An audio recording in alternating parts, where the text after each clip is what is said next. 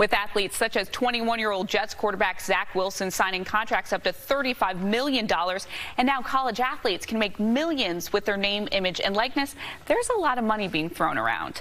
But there's also a former NFL player and Staten Island native that helps athletes manage their money. Our Tina Cervasio caught up with Wale Ogunleye, otherwise known as Wale, who starred on the Tottenville football team, and then after playing college football at Indiana, he went on to a Pro Bowl career in the NFL. Wale is now the head of sports and entertainment at UBS Global Wealth Management, and Tina spoke with him about his transition into finance. But when they recognize you and retire your jersey, and it means so much more because it's actually coming from people that you really love and you care about. You can have a bunch of followers on Instagram and on Twitter, and that's great there. But the people that really, really know you and that you grew up with, that you were raised with, when they give you those accolades, it's almost as equal to reaching the Super Bowl.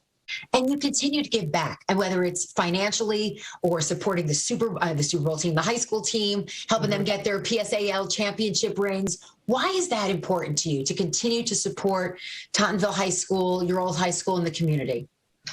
I think that's key to a lot of athletes and entertainers. I think people who have made it in life, feel a sense of why me, right? Why was I chosen? And there's a sense of guilt that comes with that, right? And I think I've been able to channel that guilt in a positive way. What guilt are you actually talking about? Well, the guilt of just actually being one of, if you think about the Park Hill projects where I grew up, there's 10,000 people in that neighborhood. Why was I one of the few kids to make it out and make this money?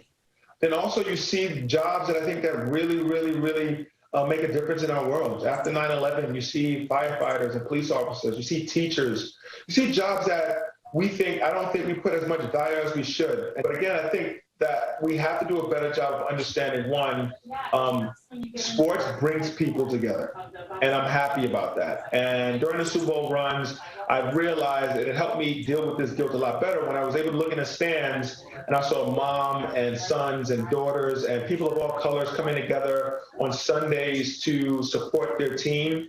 Racism and all that different stuff was out the door for those 4 or 5 hours. No one cared about political issues, what side of the fence you were on.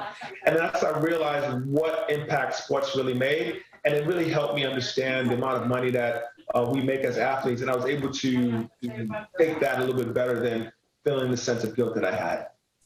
And as I listen to you speak, this seems like this whole time while you were playing and making the millions of dollars was very transformative into your post-playing career. You're a financial advisor right now. Tell me exactly what you are doing.